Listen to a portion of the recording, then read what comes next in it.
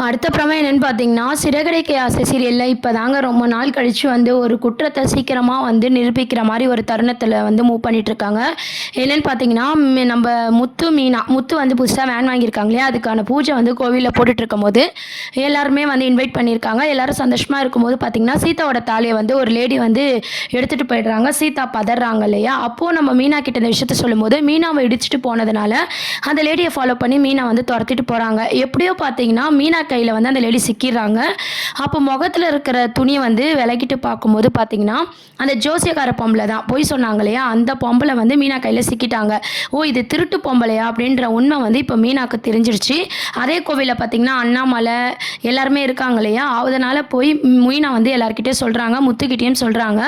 அப்போ விஜயா பார்த்தீங்கன்னா, "என்னடி பொய் சொல்றியா? அவங்கலாம் எவ்வளோ பெரிய ஜோசியக்கார பொம்பள தெரியுமா?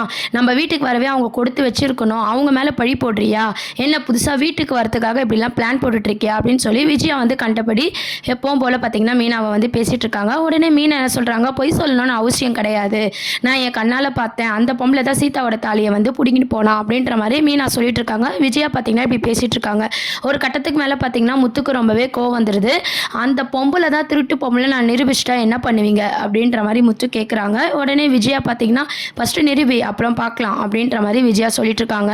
கண்டிப்பா பார்த்தீங்கன்னா, சிசிடி கேமரால அந்த பொம்பள தான் அப்படின்ற உண்மைய வந்து நம்ம முத்து வந்து அதிகாரப்பூர்வமா ஆதாரத்தோட பார்த்தீங்கன்னா, வீட்ல எல்லாருக்குமே வந்து ப்ரூவ் பண்ண போறாங்க. அதனால சிந்தாமணி சொல்லி தான் மீனா வந்து ராசி இல்லாதவ. அவங்களால வந்து அண்ணாமலை உயிருக்கு ஆபத்துன்ற உண்மைலாம் வந்துருச்சு அப்படின்ற மாரி அந்த பொம்பளைய வந்து புடிச்சு கேட்கும்போது அவங்களும் சொல்ல போறாங்க. இதனால பார்த்தீங்கன்னா, சிந்தாமணி மாட்டப் போறாங்க. உடனே விஜயா வந்து சிந்தாமணி மேல கோவப்பட போறாங்க. "எதுக்கு என் குடும்பத்தில நீ இந்த மாரி பிரச்சனையெல்லாம் பண்ணியிருக்க?" அப்படின்னு சொல்லி கேட்க போறாங்க. இருந்தாலும் பார்த்தீங்கன்னா, அப்பயும் ஒரு புது ட்ராமா போட்டு நம்ம சிந்தாமணி வந்து கேம் ப்ளே பண்ண போறாங்க. வீட்டோட டாக்குமெண்ட்ஸ் பார்த்தீங்கன்னா, அந்த அந்த ஒரு கதை சீனே வந்து மூவ் பண்ணாத மாரி கொண்டு போயிட்டுருக்காங்க. இப்போதைக்கு பார்த்தீங்கன்னா, திருட்டு பொம்பள அப்படின்ற உண்மை வந்து நம்ம முத்து, மீனா கண்டுபிடிச்சு வீட்ல நிரூபிக்கிறாங்க. இது மூலமா மீனா வந்து வீட்டுக்குள்ள வந்துடுறாங்க. அப்புறம் பார்த்தீங்கன்னா, சிந்தாமணி வந்து வீட்டோட டாக்குமெண்ட்ஸ் வந்து அவங்க கிட்ட இருக்கிற விஷயத்த வந்து டைரக்டர் சார் வந்து மறந்துட்டாரான்னு தெரியல. அத பத்தி எனக்கு கதையே வரல. அத தவிர்த்து பார்த்தீங்கன்னா, ரவி, ஸ்ருதி கதை வருது.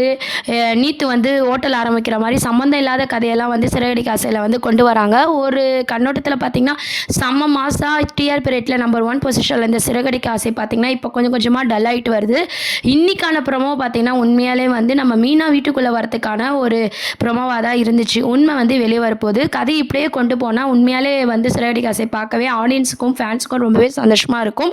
வீட்டோட டாக்குமெண்ட்ஸ் கதையை இதுக்கப்புறம் கொண்டு வருவாங்களா? இல்ல கொஞ்ச நாள் தள்ளி கொண்டு வருவாங்களா? அப்படின்றதெல்லாம் வெயிட் பண்ணி பார்க்க வேண்டியது இருக்கு. இப்போதைக்கு சிந்தாமணி வந்து ஒரு பொய்யான பொம்பளை அப்படின்ற ஒரு உண்மை வந்து விஜயாக்கு தெரிஞ்சதுனால, நம்ம பத்திரம் அவகிட்ட இருக்கே என்ன பண்ண போறாளோ அப்படின்ற பயம் வந்து விஜயாக்கு வரப்போகுது. இதெல்லாம் தான் அடுத்த ட்ராக்கா இருக்கு. இத பத்தி உங்க கருத்துக்களை கீழ கமெண்ட் செக்ஷன் சொல்லுங்க. சேனலை மறக்காம சப்ஸ்கிரைப் பண்ணுங்க ஃப்ரெண்ட்ஸ். Thank you.